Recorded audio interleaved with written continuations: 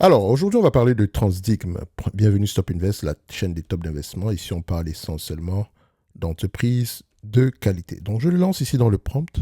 Vous savez, le prompt, on a tendance ici à utiliser ce prompt-là pour avoir une idée générale de la compagnie au-delà des chiffres. Parce qu'on veut essentiellement investir sur des compagnies qu'on comprend, qui ont des revenus récurrents et qui ont des avantages concurrentiels. Je ne dis pas ici qu'on se base uniquement sur ce prompt pour acheter ou vendre. Non, pas du tout. On commence par là. Ça nous permet d'aller au-delà des chiffres. So, pendant qu'il réfléchit un tout petit peu, voilà, il a même déjà terminé. Il vous dit ici que j'ai pris les données du Q4, le 10Q de l'année fiscale 2025 qui s'est terminé le 30 du mois de septembre, ainsi que les résultats du T4 2025, donc publiés en novembre. Donc, l'année fiscale terminée à ce niveau, le 30 septembre, mais les données ont été publiées au mois de novembre. En tout cas, le plus important ici, c'est d'aller faire une double vérification, parce que c'est simple. Transdigm, TDG, c'est le ticker symbole, TDG. On va le voir ici. Et comme vous pouvez le voir, son année fiscale se termine généralement en septembre. L'année fiscale se termine en septembre. C'est-à-dire qu'actuellement, cette compagnie, elle est déjà au niveau elle parle déjà de l'année 2026. OK? Donc, je reviens à ce niveau. Voilà. Au niveau de notre prompt. Qu'est-ce que l'entreprise fait? Elle est souvent qualifiée comme un fonds de private equity coté en bourse. En fait, pourquoi? Parce qu'elle conçoit, produit et fournit des composants aérospatiaux hautement techniques. Valves, pompes, actionneurs, ceintures de sécurité, batteries audio de cockpit. D'accord? Ensuite, comment est-ce qu'elle gagne de l'argent? On a deux modèles. On a le modèle OEM, Original Equipment Manufacturer, 35 à 40% des revenus. C'est une estimation. C'est la vente de pièces aux avionneurs comme Boeing, Airbus, pour les avions neufs. Donc les marges sont correctes, mais c'est surtout un canal d'acquisition pour installer la base. Parce qu'il faut comprendre ce business. Le secteur aérien, c'est pas une pièce, c'est pas l'automobile où tu vas prendre n'importe quelle pièce. Hein. Et même dans l'automobile, c'est régulé. Dans le domaine de l'aviation, c'est pas une blague. Si tes pièces ne sont pas homologuées, tu ne peux pas les acheter. C'est dangereux. Sinon, tu vas être tenu pour responsable. Et ça va être compliqué pour toi au niveau des assurances, etc. Bref, si c'est Copart, excusez-moi, pas Copart, lapsus révélateur, je viens de faire une vidéo sur Copart. Si c'est Transdigm qui fournit les ceintures de sécurité et que tu as des problèmes avec les ceintures de sécurité dans ton avion, tu n'iras pas acheter des ceintures de sécurité de la marque Top Invest. Non. Tu vas acheter des ceintures de sécurité qui viennent de Transdigm. À défaut de ça, tu prendras peut-être des ceintures de sécurité homologuées dans le même calibre. Mais très souvent, on a tendance à être très fidèle aux OEM originaux. Ensuite, ça c'est le second business, c'est l'aftermarket. 60 à 65% du business. Mais on peut dire ici que ça représente 75% des profits. C'est le vrai business de la compagnie. Une fois la pièce installée sur l'avion, elle doit être remplacée régulièrement pendant les 30 ans de vie de l'appareil. Et Transnigme vend ses pièces de rechange à des prix très, très, très, très, très, très, très, très, très, très élevés. Oui, ils sont reconnus pour être chers. Techniquement, nous, en tant qu'actionnaires, c'est bien. Je ne vous ai pas dit que je suis actionnaire ici, mais en réalité, c'est plus compliqué pour les compagnies aériennes. Et en parlant de compagnies aériennes, il faut même qu'on parle de la plus grosse compagnie aérienne au monde, qu'on appelle AirCap. Excusez-moi sur le live, j'ai le droit de boire un tout petit peu. Bon, vous savez, je fais mes vidéos en live tranquillement. Je suis assis sur mon bureau et rien n'est jamais scripté. Donc, ce que je fais présentement, c'est mon day-to-day. Et comme vous pouvez voir ici, 90% des revenus proviennent des produits propriétaires, IP, détenus par TDG. Ça veut dire ici que vous ne pouvez pas repliquer. Et si vous repliquez, on vous poursuit. Et 80% des revenus proviennent des produits où TTG est le fournisseur unique. C'est un monopole légal. Bon, après ça, vous avez les phases de business, etc. Mais venons juste ici. Si vous voulez le prompt en question, tout est dans le top premium Infinity. Et je rappelle que le prix du top premium augmente tous les jours jusqu'à la fin du mois de novembre. OK? Alors, l'avantage concurrentiel à titre indicatif, il vous dit ici que c'est un mot large. Pourquoi? Et il vous dit probablement l'un des plus larges du monde industriel. Pourquoi? Vous avez le switching cost, coût de changement. Vous avez également l'intangible concernant la régulation. D'accord? Et on va voir pourquoi est-ce qu'il mentionne cela. Premièrement, au niveau du coût de changement et de la régulation, pour vendre une pièce d'avion, il faut une certification FAA. D'accord? Enfin, quand on parle de certification FAA, dans le segment PMA, ça veut dire que Part Manufacturer Approval. Tu le savais, toi? Tu le savais? Si tu ne le savais pas, voici des éléments que nous, on doit regarder quand on va lire les rapports financiers. Et je ne te dis pas ici que non, ce qu'il y a dit, je vais y croire. Non, pas du tout. C'est bien écrit en petit caractère que il peut se tromper. Comme vous pouvez le voir, bon, vous ne le voyez pas, mais bon, c'est bien écrit sur toutes les IA ici que l'entité en question peut se tromper. Donc, il faut toujours faire une double vérification. Mais je connais Copart.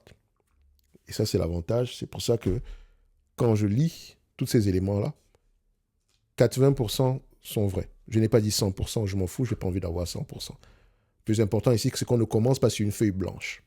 Donc, je ne connais pas l'entreprise, je n'ai pas le temps de lire les rapports financiers, etc., juste pour savoir si l'entreprise m'intéresse ou pas. En quelques secondes, boum, petite demande, et j'ai ceci. Et comme je l'ai dit, c'est un prompt parmi tant d'autres. On a au moins une dizaine de prompts pour vous permettre de faire le travail d'analyse fondamentale un peu plus sérieusement. Vous le savez, sur notre chaîne, on fait du stock picking sérieusement. Parce que si vous n'êtes pas sérieux en matière de stock picking, allez acheter un ETF. Il n'y a pas de la place ici pour les personnes qui ne veulent pas travailler ou bien faire l'effort nécessaire. Et à l'heure des IA, vous n'avez plus d'excuses. OK? Vous pouvez lire en quelques secondes un rapport annuel. D'accord? Et donc, il ne faut pas hésiter à les utiliser. Mais surtout, savoir les utiliser. Quelqu'un qui va aller dire, ouais, mais donne-moi la valorisation de telle ou telle entreprise. L'IA n'est pas bonne pour valoriser quoi que ce soit. C'est pas la bonne question. Ce n'est pas la bonne formulation. Il faut lui poser les bonnes questions. C'était comme avant. Posez les bonnes questions, vous aurez les bonnes réponses. Et quand je vois ce type d'entreprise, je dis, oh, pour vendre des pièces, pour entrer dans ton domaine, je dois avoir une certification. Et je sais que dans le domaine de l'aéronautique, et vous savez que, pour ceux qui me connaissent, vous savez que c'est un domaine dans lequel j'ai baigné pendant toute mon enfance. J'ai toujours vécu à côté d'un aéroport, littéralement, jusqu'à mes 20 ans, toujours. Et voilà. C'est un domaine, je ne dirais pas que je connais, parce qu'on ne connaît jamais rien précisément. Je ne suis pas un expert dans ce domaine-là, et je n'ai pas besoin d'être un expert, mais j'ai une idée générale de comment est-ce que ça fonctionne de manière générale. Et donc, je sais que les fournisseurs de pièces, ce n'est pas de la rigolade. Ce n'est pas de la rigolade. C'est peut-être l'un des secteurs les plus régulés au monde. Bref, le marché d'une pièce spécifique, par exemple un loquet de porte de toilette, est trop petit. Ça représente peut-être 10 millions de dollars par an. Pour attirer un concurrent comme Honeywell ou bien JE, il faut que ce soit plus gros que ça. Mais pour TDG qui possède 1000 petits monopoles de ce type, c'est une fortune.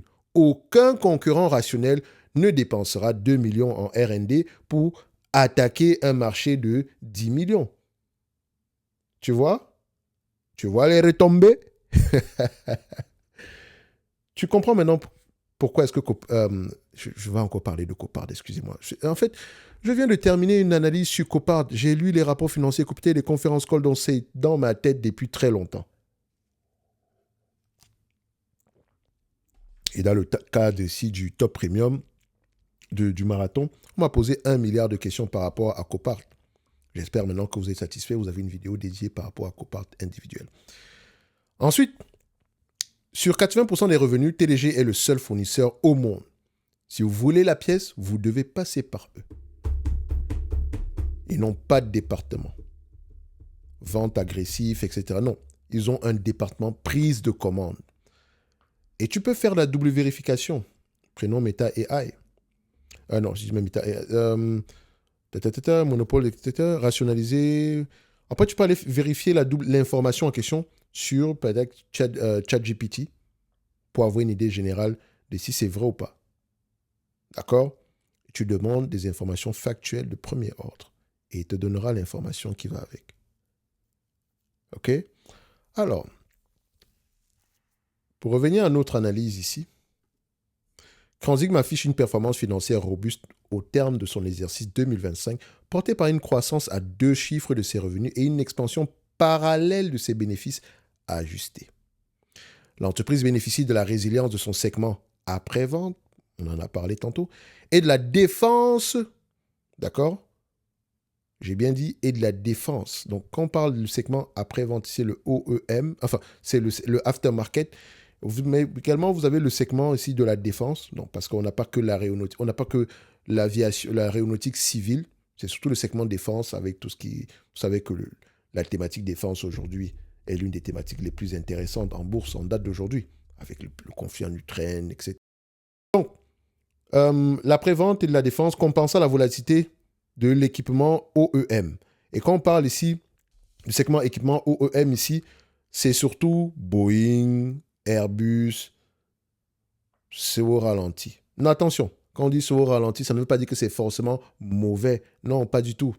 Quand on dit que c'est au ralenti, il y a toujours des retards au niveau de la chaîne d'approvisionnement, etc. Les cadences de production ne sont pas encore optimales. Donc, c'est pour ça qu'on parle de cela. Mais sinon, OEM reste un segment très intéressant parce qu'une fois qu'on est rentré, par exemple, si on est le seul fournisseur de loquets d'avion pour le segment, pour un Boeing A320, excusez-moi, un Boeing A320, Airbus A320, bah, on aura tendance à rester le seul fournisseur pendant les 30 prochaines années. OK?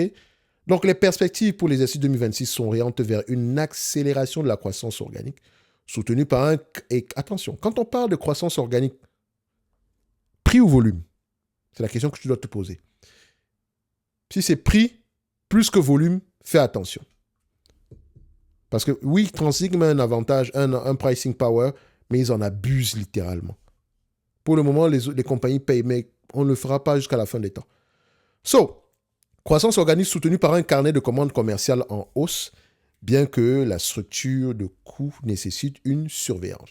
C'est à peu près un résumé de l'année fiscale 2024. Tu veux quoi? Que je te lise tous les rapports annuels et que tu n'aies plus rien à faire?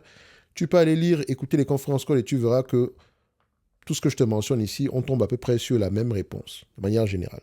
OK? Maintenant, si tu penses que c'est important pour toi de savoir si le PDG a toussé 2 ou 3 fois pendant le conference call, ça, c'est ton problème.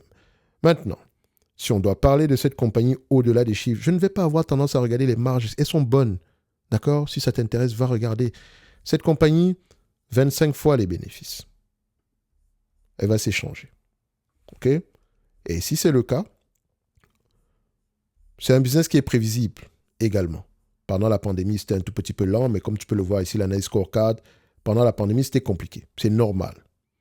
Mais aujourd'hui, on revient à la normale. Donc, c'est un business qui peut se négocier, en dessous des 1343 $, sans prendre en considération la dette, 1343. Et si on prend en considération la dette, 1343 moins 470. Donc, 1, 3, 4, 3 moins 470. Ça donne 860, je dis bien 873 $. Donc, je n'achèterai pas cette compagnie à moins de 800, à plus de 873 $. Ça, c'est mon avis. Tu fais ce que tu veux. Moi, je prends toujours en considération la dette. Mais c'est une excellente entreprise à avoir dans n'importe quelle watchlist. Et quand on parle de watchlist, on fait simple. TDG. Je rappelle que pour ceux qui ont accès au Top Premium, dans le segment, cette semaine-ci, on aura tendance à publier toutes les analyses sectorielles de ce segment d'activité. Donc, aérospatiale et défense, qui est l'industrie de cette compagnie, on reste toujours positif. La dernière vidéo, c'était 823 $. Et aujourd'hui, c'est 873. OK? 7,3. Voilà. Et je mets la date d'aujourd'hui. Bim, Bada boom. Pour ceux qui sont sérieux en matière de stock picking, toutes les informations sont en description de la vidéo. Pour les autres, achetez des ETF et bon courage à vous. Merci. Au revoir.